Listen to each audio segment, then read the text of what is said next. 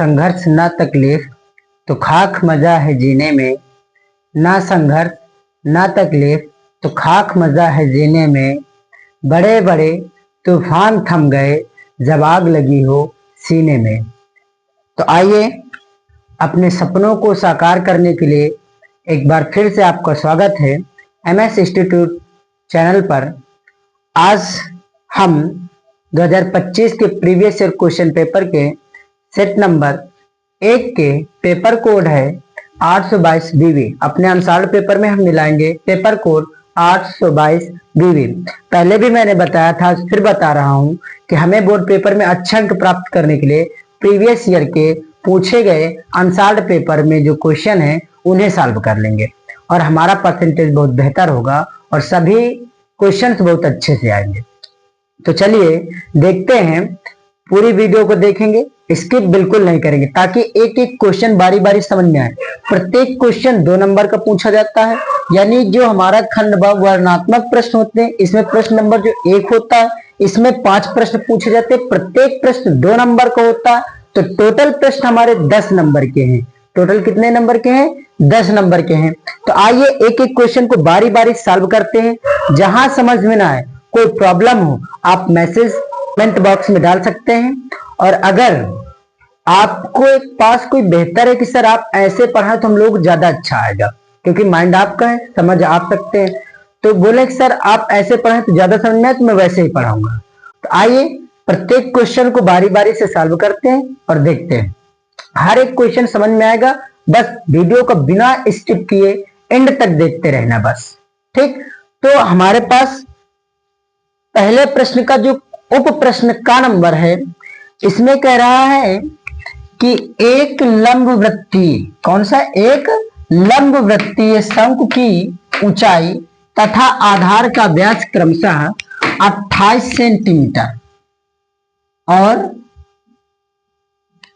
48 centimetre एवं 28 centimetre. शंकु का आयतन ज्ञात कीजिए। हमें क्या ज्ञात करना है? शंकु का आयतन ज्ञात कीजिए। तो सबसे पहले हम अकॉर्डिंग टू क्वेश्चन चलेंगे, जो हमारा प्रश्न कर रहा है वैसे हम करते जाएंगे, आंसर आ जाएगा। पहले क्या कर रहे हैं? एक लंब वृत्तीय शंकु। तो सबसे पहले हम क्या करते हैं? एक लंब वृत्तीय शंकु बना लेते हैं।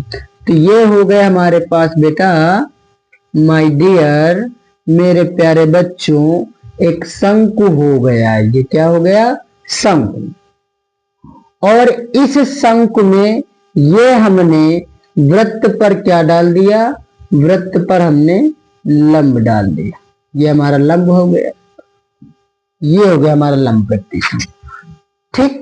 अब लंब वृत्तीय शंकु की बात कर रहा, आधार, ऊंचाई तथा आधार, कौन कौन? ऊंचाई तथा आधार का व्यास, ऊंचाई तथा आधार का व्यास क्रमशः 28 सेंटीमीटर एवं 48 सेंटीमीटर एवं 28 सेंटीमीटर है।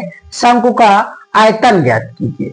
तो इसमें हमें ऊंचाई कितनी दे दी गई? क्रम से दी गई। पहले ऊंचाई दी गई है, तो पहला वाला हमारा क्या हो गया? पहला वाला हमारा ऊंचाई हो गया। दूसरा आधार का व्यास दिया गया है, तो आधार का व्यास हमारा दूसरा वाला ये हो गया। तो आइए जानते हैं व्यास क्या होता है। व्यास ये पूरा वृत्त से परिधि की परिधि तक की दूरी को, केंद्र से वृत्त की परिधि तक की दूरी को क्या कहते हैं? व्यास कहते हैं। थोड़ा सा ये जानते हैं व्यास और त्रिज्या और परिधि के बारे में। ये हमारे पास एक वृत्त है, क्या है? वृत्त। ये इसका सेंटर है, केंद्र है, ठीक। तो गोले की ये जो लाइनिंग हमने की है इसको कहते हैं परिधि। क्या कहते हैं? परिधि कहते हैं, ठीक। और परिधि से परिधि तक की दूरी को जीवा कहते हैं। क्या कहते हैं? जीवा कहते हैं। परिधि से परिधि तक की दूरी को जीवा कहते हैं। ये क्या है? तो ये हमारा केंद्र है। और परिधि से केंद्र और केंद्र से परिधि, परिधि से केंद्र और केंद्र से परिधि, इसको हम कहते हैं व्यास। क्या कहते हैं? व्यास कहते हैं, ठीक। लेकिन केंद्र से परिधि तक की दूरी को हम त्रिज्या कहते हैं। क्या कहते हैं? त्रिज्या कहते हैं। तो ये हमारी व्यास हो गई, ये त्रिज्या हो गई, ये जीवा हो गई और ये परिधि हो गई, ठीक। अब वृत्त की सबसे बड़ी जीवा कौन सी होती है? पूछा जाता है कि वृत्त की सबसे बड़ी जीवा कौन सी होती है, तो वृत्त की सबसे बड़ी जीवा व्यास होती है। क्या होती है? व्यास होती है। एक नंबर में कभी कभी ये क्वेश्चन भी पूछ लेता है कि वृत्त की सबसे बड़ी जीवा क्या होती है, तो वृत्त की सबसे बड़ी जीवा व्यास होती है। केंद्र से परिध तक की दूरी को त्रिज्या कहते हैं और ये वृत्त के किनारे की लाइन को हम परिधि कहते हैं। परिधि से परिध तक की दूरी क्या कहते हैं? जीवा कहते हैं। तो ये बेसिकली जानकारी रही। आइए अब लेकिन हम चलते अपने क्वेश्चन में। तो कह रहा है लंबवृत्तीय शंकु है, इसका व्यास, तो ये पूरा हमारा व्यास है और इसे हम डिनोट करते हैं डी से। किससे डिनोट करते हैं? डी से। व्यास को डी से डिनोट करते हैं और ऊंचाई को एच से डिनोट करते हैं। तो ये हमारी पूरी यहां से यहां तक की शंकु की ये क्या है? हाइट है। ये शंकु की ऊंचाई एच हो गई, ठीक, और ये हमारे पास डी हो गई। तो ऊंचाई कितनी दी गई? ऊंचाई हमें 48 सेंटीमीटर दी गई है, तो हम शंकु की ऊंचाई रख लेंगे 48 सेंटीमीटर। और आधार का व्यास कितना दिया गया है?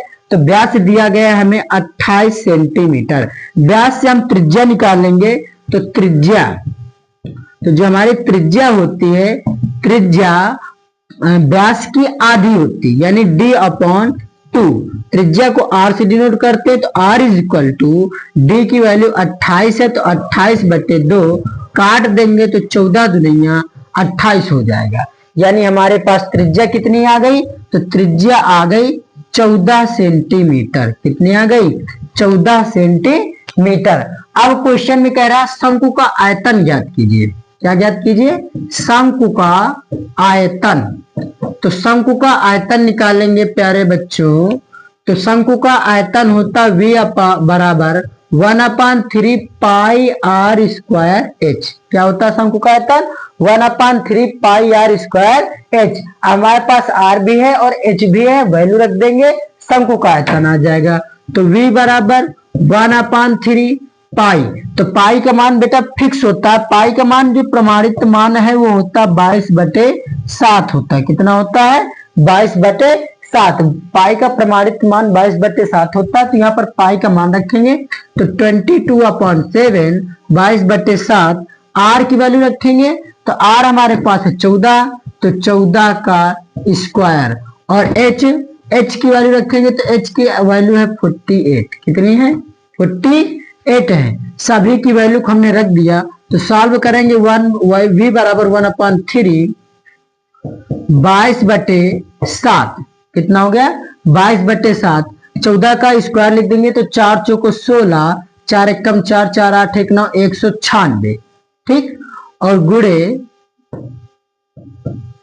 ऊंचाई कितनी है? 48 है। इसको हम काट देंगे, तो काटेंगे तो आ जाएगा हमारा 7 से हम 196 को काट देंगे, तो 7 दूनी 14, तो 14 5 कितना होता? 19, तो 7 8 56 हो गया। कितना हो गया? 7 8 56। 48 को 3 से काट देंगे, तो 3 एकम 3, 3 एकम 3, 1 बचा 18 हो गया, तो 3 18। तो आ जाएगा हमारा v बराबर 1 मल्टीप्लाई 22 गुणे 28 गुणे 16। आइए अब इन सभी का हम गुणा करा लेते हैं। तो हम सबसे पहले क्या करेंगे कि 28 में 16 का गुणा करा लेते हैं। किसमें? 28 में 16 का गुणा, तो 16 अट्ठे 128 हमारे पास हासिल, यानी कैरी कितना बचा? 12 बचा, 12 बचा, और 16 दुनिया 32, और 32 में 12 जोड़ देंगे तो हो जाएगा 44। कितना हो जाएगा? 44। तो 16 का 28 में गुणा कराए तो आ गया 448। 16 का 28 में गुणा करा दिया तो आ गया हमारे पास 448। अब 448 का हम 22 से गुणा करा देंगे। कितने से गुणा करा देंगे? 22 से, तो आ जाएगा 448 गुणे 22, ठीक। तो 2 अट्ठे 16, और 2 चक्को 8 के 9, और 2 चक्को 8, इतना ही फिर से आ जाएगा 6 9 8। सबको जोड़ देंगे तो 6 और 9 6 15, और 8 9 17, और 17 1 18, 8 1 9, 98 56 आ गया। कितना आ गया? 98 56, 9856। तो शंकु का आयतन कितना आ गया बच्चों? तो शंकु का आयतन आ गया माय डियर 9856। कितना आ गया? 9856। तो इसका आंसर हमारा कितना हो गया? तो पहले के का हमारा आंसर हो गया 9856। ठीक, तो इसको हमने किया कैसे? सबसे सर्वप्रथम हमने शंकु का आयतन का फार्मूला लगा दिया, यहाँ पर व्यास दिया गया था, व्यास से हमने त्रिज्या निकाल ली और इसमें रख दिया शंकु के आयतन में पाई, आर का मान 22 पाई का मान 22/7, आर का मान यहाँ से हमने 14 निकाला, 14 रख दिया और एच का मान हमारा 48 है, इसकी हाइट का जो एच का मान है वो 48 है, तो हमने यहाँ पर एच का मान कितना रख दिया? 48 रख दिया है। ठीक, तो आगे समझिए। अब इन सभी का हमने क्या किया? इन सभी को हमने जोड़ घटाना गुणा भाग करा लिया, आंसर आ गया हमारा। तो चलते हैं अब नेक्स्ट क्वेश्चन की ओर, एक बार देख लो पूरे क्वेश्चन को। तो हम चलते हैं दूसरे क्वेश्चन की ओर। तो इसका जो पहले का उपखंड क्वेश्चन खा है इसको देखेंगे। तो इसमें कह रहा अभाज्य गुणनखंड विधि द्वारा, किस विधि द्वारा? अभाज्य गुणनखंड विधि द्वारा 96 और 404 का एचसीएफ ज्ञात कीजिए। क्या ज्ञात करना है? एचसीएफ ज्ञात करना हो। कौन सी विधि द्वारा? अभाज्य गुणनखंड विधि द्वारा। तो हमें नंबर कौन कौन से दिए गए हैं? 96 और 404, इनका हमें अभाज्य गुणनखंड विधि द्वारा एचसीएफ ज्ञात करना। Very easy question, very simple question, बस अपनी नजरों को बोर्ड में बनाए रखिए, हमारी तरफ देखते रहिए और क्वेश्चन यूं आ जाएगा आपको। तो देखो हमारे पास 96 है, अब 96 को हम देखते हैं। तो इनको डिवाइड करने का, फैक्टराइज करने का सबसे अच्छा तरीका बताता हूं मैं।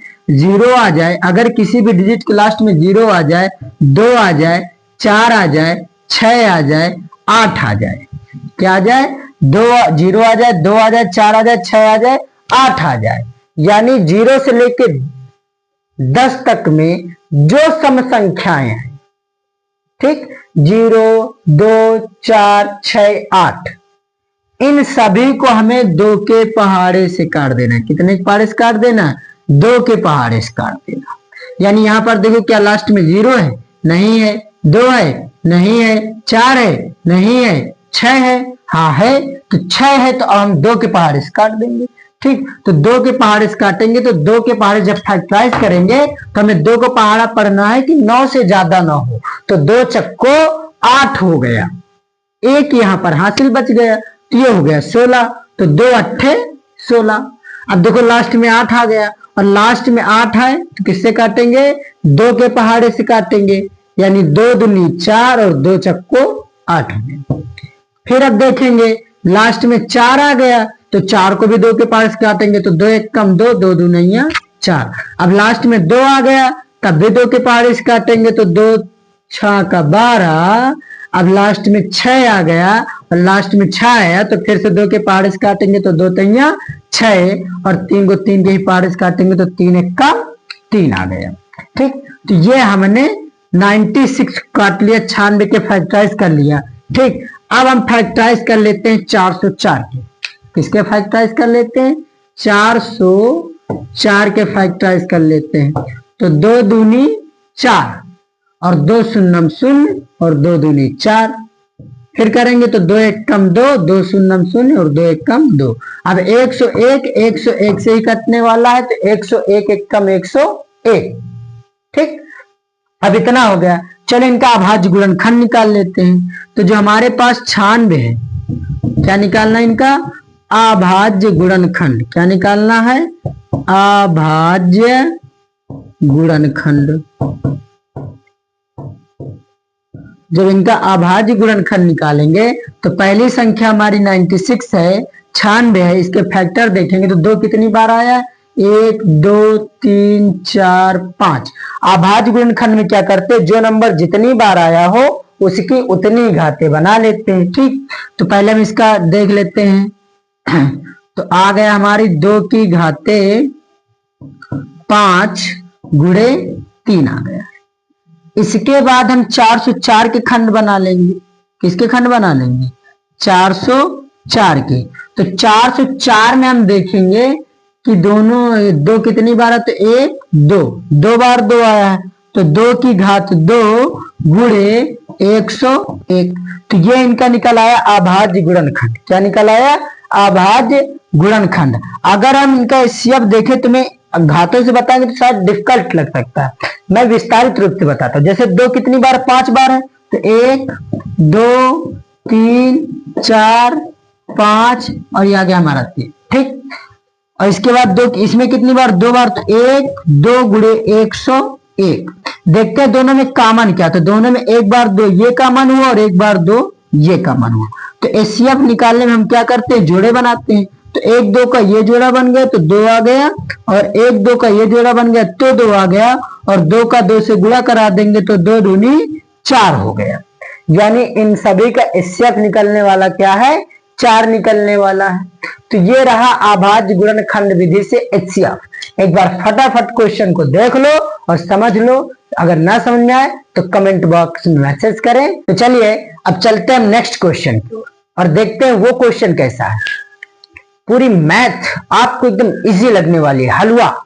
बस लगातार आप हमारी क्लास में बने रहिए, वीडियो स्किप न कीजिएगा, अन्यथा की दशा में क्वेश्चन छूट जाएगा और आपको समझ में नहीं आएगा। चलिए देखते हैं नेक्स्ट क्वेश्चन को। तो अगला क्वेश्चन है हमारे पास बिंदुओं -1,7। ये पहले का ग नंबर है, ये भी 2 नंबर में ही पूछा गया है, 2025 में पूछा गया है। ठीक, तो कह रहा है बिंदुओं -1,7 और 4,-3 को मिलाने वाले रेखाखंड को 2:3 के, कितने, 2:3 के अनुपात में विभाजित करने वाले बिंदु के निर्देशांक ज्ञात कीजिए। इस अनुपात में विभाजित करने वाले बिंदु के क्या ज्ञात करना है, निर्देशांक ज्ञात करना। हमारे पास 2 बिंदु दिए गए -1,7 और 4,3, इसके हमें क्या ज्ञात करना है, निर्देशांक ज्ञात करना है। तो आइए फटाफट इस क्वेश्चन को देखते हैं। Very easy, very simple question. तो हमें 2 बिंदु दिए गए, मान लिया हमारे पास ये एक रेखा है। ठीक, तो उसमें एक बिंदु हमें दिया गया है, हमने मान लिया ए, और एक बिंदु हमें दिया गया है बी। और हम देखते हैं कि इस बिंदु को हमें m/n में विभाजित कर लेते हैं। किस अनुपात में विभाजित कर लेते हैं, m/n में। तो एक इधर वाला खंड हमारा m हो गया और इधर वाला खंड हमारा क्या हो गया, n हो गया। 2 बिंदु हमें दिए गए हैं, पहला बिंदु हमें दिए गए -1,7, तो यहाँ पर रख लेंगे -1,7, और दूसरा बिंदु हमें दिया गया 4,3, 4,3। विभाजित कितने के अनुपात में करता है, तो विभाजित हमारा 2:3 के अनुपात में करता है। तो विभाजन हो गया हमारा 2:3 के अनुपात में। ठीक, अब इसकी निर्देशांक ज्ञात करना है। तो निर्देशांक ज्ञात करना है, अर्थात निर्देशांक बिंदु जो हमारे होते हैं, पहले इसके बारे में थोड़ा समझ लेते हैं। तो निर्देशांक बिंदु साधारण हम x, y के रूप में लिखते हैं। किस रूप में लिखते हैं, x, y के रूप में लिखते हैं। जहां x क्या है, तो x होता है भुज और y को कहते हैं कोटि। x बिंदु क्या होता है, भुज, और y बिंदु क्या होता है, कोटि होता है। और साधारण निर्देशांक बिंदु x, y के रूप में रखते हैं, अर्थात हमें इनसे x और y की वैल्यू निकालनी है, तब हमारा निर्देशांक बिंदु कंप्लीट हो जाएगा। तो आइए इसमें x और y की वैल्यू निकाल लेते हैं। ठीक, तो हमारे पास एक x बराबर फार्मूला लगा देंगे, mx2 प्लस nx1 अपान m प्लस n। ठीक, इसको लगा देंगे तो x की वैल्यू निकल आएगी। ठीक है, और फिर हम y की वैल्यू भी निकाल लेंगे। तो x बराबर, यहां पर ये हमारा हो गया x1 y1, और इस वाले बिंदु में मान लेंगे x2 y2, और उठा के इस समीकरण में रख देंगे। तो x बराबर हमारा आ गया m कितना है, 2 है, तो 2 हो गया गुणे x2 कितना है, x2 हमारे पास 4 है, तो 4 हो गया, प्लस n कितना है, 3 है, गुणे x1 कितना है, -1 है। ठीक, अब बटे m प्लस n, तो m की वैल्यू कितनी है, 2 है, प्लस n की वैल्यू कितनी है, 3 है। ठीक बेटा, तो अब रख देंगे, हम सॉल्व कर देंगे। तो 4 दूनी कितना हो गया, 8 हो गया, और 3 माइनस का हो गया बटे 3 2 5 हो गया। 8 में 3 घटा देंगे, 5 आ जाएगा, तो 5/5 हो गया। तो 5 से 5 काट देंगे, तो आंसर हमारा x का कितना आ गया, 1 आ गया। तो x की वैल्यू हमें 1 मिल गई। अब हम y की ये x बिंदु के लिए लगा दिया हमने। किस बिंदु के लिए लगा दिया? x बिंदु के लिए। अब हमें चाहिए y बिंदु, तो y बिंदु के लिए फार्मूला यही रहने वाला है, बस जहां x1 x2 वहां हम कर देंगे y1 y2। ठीक, तो हो जाएगा y बराबर m, x2 है तो x2 की जगह कर देंगे हम y2 प्लस n, x1 है तो x1 की जगह y1 अपान m प्लस n। इनकी भी वैल्यू रख देंगे तो y बराबर आ जाएगा, m की वैल्यू कितनी है 2 है, गुणे y2 की वैल्यू कितनी है 3 है, प्लस n, तो n की वैल्यू कितनी है 3 है, गुणे y1 की वैल्यू कितनी है 7 है। ठीक, बटे m प्लस n, तो m की वैल्यू कितनी है 2 प्लस n की वैल्यू कितनी है 3। सॉल्व कर देंगे तो y बराबर आ जाएगा हमारा 3 दूनिया 6 प्लस 7 त्रिका 21, 3 दूनिया 6 और 7 त्रिका 21। सॉरी माय डियर, एक जगह क्वेश्चन गलत हुआ। यहां पर हमें बिंदु दिया गया है 4 कामा -3 और हमने लिया है 4 कामा 3, तो इस जगह थोड़ा सा गलत हो गया। यहां रखना है 4 कामा -3। तो अब यहां पर जो हमारी एक y2 की वैल्यू है, ये y2 की वैल्यू होने वाली है -3। ठीक, अब y2 की वैल्यू -3 हो जाएगी, तो 3 दूनिया 6 माइनस का 6 और 7 त्रिका 21 बटे 3 2 5। तो अब 21 में हम 6 घटाएंगे तो आ जाएगा हमारे पास 15 बटे 5, तो 5 तिया 15। तो y की वैल्यू कितनी आ गई 3 आ गई। तो x की वैल्यू हमें कितनी मिल गई 1 मिल गई, और y की वैल्यू हमें कितनी मिल गई 3 मिल गई। तो बिंदु के निर्देशांक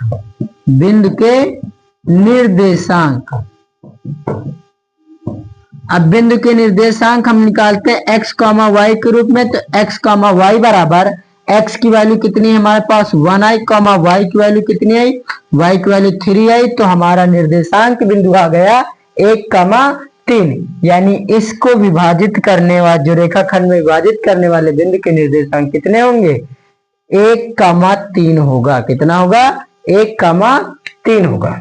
ठीक, फटाफट क्वेश्चन को देख लो और फिर चलते हैं हम अब अगले क्वेश्चन की ओर। वेरी इजी क्वेश्चन रहा, देखा ना कितना सरल तरीके से हुआ। अब देखते हैं अगले क्वेश्चन को। ठीक, हार बिल्कुल नहीं माननी, लगातार प्रयास करते रहना है। मैथ आप लोग जो हवा समझते, हवा नहीं, मैथ बउआ है, बस इसको धीरे धीरे प्रैक्टिस में लाना पड़ेगा। जितना अच्छी प्रैक्टिस करेंगे उतना ही अच्छा हमारा ये कंप्लीट होगा। तो चलते हैं नेक्स्ट क्वेश्चन की ओर। तो अगला क्वेश्चन जो हमारे पास है वो ये है, त्रिकोणमिति से क्वेश्चन दिया गया है। कह रहा यदि साइन अल्फा बराबर 1/2 और कास अल्फा बराबर 1/2 हो तो अल्फा प्लस बीटा का मान ज्ञात करो। किसका मान ज्ञात करना है? अल्फा प्लस बीटा का मान ज्ञात करना है। साइन अल्फा, तो साइन अल्फा बराबर हमें दिया गया है 1/2। साइन अल्फा बराबर कितना दिया गया है 1/2। तो हम पहले देखेंगे कि ये साइन में मान किसका है, और हमें दूसरा दिया गया है कॉस अल्फा बराबर भी 1/2 ही दिया गया है। अब हम दोनों मानों को पता करेंगे कि ये सही, मतलब ये है किसके मान। साइन में 1/2 किसका मान है, कॉस में 1/2 किसका मान है। यहां पर कॉस बीटा होगा क्वेश्चन में, यहां पर क्वेश्चन में क्या होगा कॉस बीटा होगा। तो यहां भी हमारा कॉस बीटा ही होगा। ठीक है, अब देखते हैं क्वेश्चन है, यदि साइन अल्फा बराबर 1/2 और कॉस बीटा बराबर 1/2 हो तो अल्फा प्लस बीटा का मान ज्ञात करो। अब तो एकदम धुआंधार निकल आएगा। अब साइन में 1/2 किसका मान होता है, तो हम पहले देखेंगे साइन में 1/2 किसका। तो हमने आपको पिछली वीडियो में हाथ से मान निकालना सिखाया था, और एक बार चेक करते क्या आपने सही निकालना सीखा। 0 30, यानी ये हमारा साइन अल्फा किसका मान है साइन 30 का मान है। किसका मान है? साइन 30 का मान है। अब इनकी हम क्या करा देंगे? तुलना करा देंगे या युगांतर नियम लगा देंगे तो अल्फा बराबर आ जाएगा हमारा 30। युगांतर नियम लगा देंगे तो क्या आ जाएगा? अल्फा बराबर 30 आ जाएगा। अब देखते हैं कॉस में 1/2 मान किसका होता था? 0, 30, 45, 60। 60 का मान है कॉस में। कॉस बीटा बराबर ये कॉस 60 डिग्री का मान है। कितने का मान है? कॉस 60 डिग्री का है। इसमें भी हम तुलना करा देंगे या युगांतर अनुपात नियम लगा देंगे तो आ जाएगा हमारा बीटा बराबर 60 डिग्री। कितना आ जाएगा? बीटा बराबर 60 डिग्री आ गया। अल्फा बराबर 30 डिग्री, बीटा बराबर 60 डिग्री। अब प्रश्नानुसार, किसके अनुसार? प्रश्नानुसार। अब प्रश्न के अनुसार चलेंगे तो प्रश्न हमारा कहता है कि अल्फा प्लस बीटा का मान ज्ञात करो। तो मेरे प्यारे बच्चों अल्फा प्लस बीटा बराबर रख देंगे।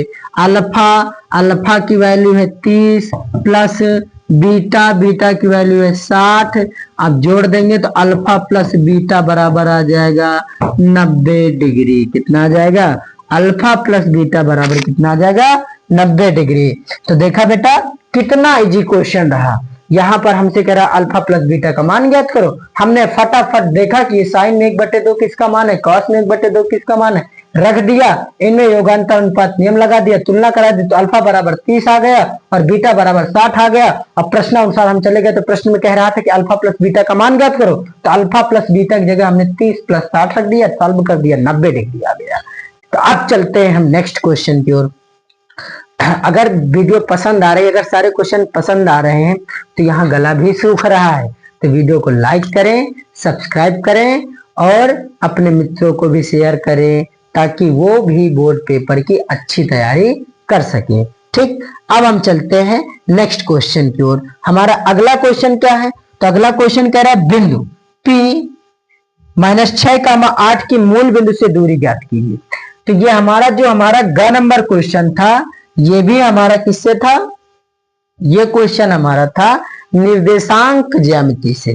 कहां से था? निर्देशांक ज्यामिति से। और ये वाला क्वेश्चन भी हमारे पास आ गया निर्देशांक ज्यामिति से। आइए सॉल्व करके इस क्वेश्चन को भी देखते हैं। हमें बिंदु P दिया गया है। क्या दिया गया है? बिंदु P दिया गया है। तो बिंदु P हमारे पास -6,8 है। -6,8 है। इसके बाद दूसरा कह रहा है मूल बिंदु से। किस बिंदु से? मूल बिंदु से। P बिंदु दे देगा -6,8 और मूल बिंदु किस बिंदु से बेटा? तो मूल बिंदु। मूल बिंदु क्या होते हैं? तो मूल बिंदु होता है 0,0। मूल बिंदु क्या होता है? 0,0 होता है। ये फिक्स है कि मूल बिंदु 0,0 ही होता है क्योंकि ये हमारे पास है चतुर्थांश। चतुर्थांश का ये x अक्षांश रहा और ये रहा हमारा y अक्षांश और यहाँ पर होता है 0। इसी को कहते हैं मूल बिंदु। क्या कहते हैं? मूल बिंदु। तो x दिशा में भी इसकी वैल्यू कितनी होगी? 0 और y दिशा में भी इसकी वैल्यू होगी 0। इसलिए मूल बिंदु हो जाता है 0,0। तो ऐसा समझो मूल बिंदु का मान 0,0 क्यों है? तो मूल बिंदु 0,0 होता है। अब इसको हम क्या करना है? तो हमसे कह रहा है कि इसकी दूरी ज्ञात कीजिए। क्या ज्ञात कीजिए? दूरी। तो अगर हमें दो बिंदु दिए गए हैं तो दो बिंदुओं के बीच की दूरी, दो बिंदुओं के बीच की दूरी का सूत्र जो होता है वो होता है d बराबर √ x2 - x1 का whole square plus y2 - y1 का होल स्क्वायर। दो बिंदुओं के बीच की दूरी का सूत्र क्या होता है? x2 - x1 का whole square plus y2 - y1 का होल स्क्वायर। जैसे हमने पहले क्वेश्चन में x1, x2, y1, y2 माना था वैसे ही मान लेंगे। तो ये बिंदु हो गया हमारे पास x1 और ये y1, ये हो गया x2 और ये हो गया y2। क्वेश्चन में जो वैल्यू दी गई है उसको हम फार्मूले में पुट कर देंगे, आंसर हमारा आ जाएगा x2 कितना है बेटा? तो 0 - x1 की वैल्यू -6 है तो माइनस प्लस हो गया होल स्क्वायर प्लस y2 की वैल्यू कितनी? 0 - y1 की वैल्यू 8 है तो आ गया 8। का होल स्क्वायर। अब आ जाएगा d बराबर अंडर रूट 0 प्लस 6 ही होने वाला है, तो 6 का स्क्वायर करेंगे तो 6 6 36 प्लस 0 माइनस 8 यानी 0 माइनस 8 करेंगे तो 8 का स्क्वायर करेंगे तो 8 या 64 माइनस 8 रहने वाला है। लेकिन अगर हमें माइनस दिया गया और माइनस की घात सम है तो वो माइनस सदैव प्लस हो जाता है, और अगर माइनस की घात विषम है तो वो माइनस सदैव माइनस ही रहने वाला है। तो यहाँ पर माइनस घात सम है इसलिए प्लस हो जाएगा। ठीक, अब इसका आगे ऐड करा देंगे तो d बराबर अंडर रूट ऐड करेंगे तो 36 प्लस 64 हो जाएगा 100 यानी 100। वर्गमूल करा देंगे तो d बराबर आ जाएगा 10 मात्रक। कितना आ जाएगा 10 मात्रक। तो दोनों बिंदुओं के बीच की दूरी यानी बिंदु P से मूल बिंदु के बीच की दूरी, बिंदु P से मूल बिंदु के बीच की दूरी कितनी होगी 10 मात्रक होगी। तो आइए अब चलते हैं अगले क्वेश्चन की ओर। ये क्वेश्चन भी बहुत इजी रहा, बहुत हार्ड नहीं आता पेपर। हार्ड कब लगेगा जब हम पढ़ के नहीं जाएंगे, पढ़ के जाएंगे तो पेपर में बहुत इजी लगेगा। बस ये होगा फटाफट सॉल्व करो। एग्जामिनर भी सोचे कि नहीं किसी बच्चे ने पेपर किया है, लेकिन ये कब संभव है जब हम अभी से प्रयास करेंगे तभी संभव है। अगर अभी तक हमने अपना समय बर्बाद कर दिया है तो कोई बात नहीं, क्योंकि कहते हैं कि जब जागो तभी सवेरा, जब जागो तभी सवेरा। तो अब से जाग जाओ तो आपके जीवन का अभी से सवेरा हो जाएगा। आइए अब नेक्स्ट क्वेश्चन में चलते हैं। तो अगला क्वेश्चन है बेटा, पहले के उप क्वेश्चन का अंतिम क्वेश्चन है कि सिद्ध कीजिए, त्रिकोणमिति से क्वेश्चन है बेटा, सिद्ध कीजिए कि cot a minus cos a upon cot a plus cos a बराबर cos a के माइनस 1 अपन cos a के प्लस 1। हम दोनों में से कोई भी एक पक्ष ले लें और दूसरे पक्ष को ले आए तो हमारा क्वेश्चन हो गया। ये इधर वाला जो होता है इसे हम मान लेते हैं RHS, और ये वाला जो होता है इसे हम मान लेते हैं LHS। आइए फटाफट इसको सॉल्व करके, क्वेश्चन में दिया गया है cot a minus cos a upon cot a plus cos a, cot a minus cos a upon cot a plus cos a बराबर cosec a minus 1 upon cosec a plus 1। हम इधर का solve करके उधर का लाएंगे तो प्रूफ हो जाएगा हमारा क्वेश्चन। ठीक, तो हम सॉल्व करते हैं RHS से यानी राइट हैंड साइड से। तो राइट हैंड साइड हमारे पास है cot a minus cos a upon cot a plus cos a। तो मेरे प्यारे बच्चों फार्मूला पढ़ रखा है कि cot a बराबर cos a बटे sin a। ये किसका फार्मूला पढ़ रखा हमने, cot a का। तो इस फार्मूले को हम यहाँ पर अप्लाई करा देंगे तो हो जाएगा cot a की जगह cos a बटे sin a minus cos a बटे, यहाँ भी cot a की जगह लगा देंगे cos a बटे sin a minus cos a। अंश व हर दोनों में हम cos a ऊपर कर लेंगे कॉमन, तो cos a करेंगे कॉमन तो cos a, अब यहां से ये cos a चला गया कहाँ कॉमन में, तो इसके गुणांक में 1 छुपा, cos a बाहर चला गया कॉमन में तो 1 बचा बटे sin a माइनस, यहां से cos a बाहर चला गया तो बचा माइनस का 1 बटे, हर में भी हम cos कॉमन करा लेंगे तो cos a कॉमन किया तो प्यारे बच्चों अब क्या बचा, तो यहां पर फिर से बच गया 1 बटे sin a, और वैसे यहां से भी cos चला गया कॉमन में तो बचा क्या प्लस का 1 बचा। ठीक, प्लस क्या बचा 1 बचा। तो अब आ जाएगा cos से cos काट देंगे तो 1 अपान sin a, 1 upon sin a। हमने एक फार्मूला और पढ़ रखा है कि 1 अपान sin a बराबर cos a के 1/sin a बराबर क्या होता है, cosec a। तो 1/sin a की जगह क्या रख देंगे, cosec a माइनस 1। त्रिकोणमिति सीखने के लिए जितने ज्यादा फार्मूले आएंगे उतना ज्यादा से ज्यादा हम क्वेश्चन सॉल्व कर सकते हैं, ठीक, और उतनी ही ज्यादा से ज्यादा प्रकार से सॉल्व कर सकते हैं, बस हमें फार्मूले आने चाहिए।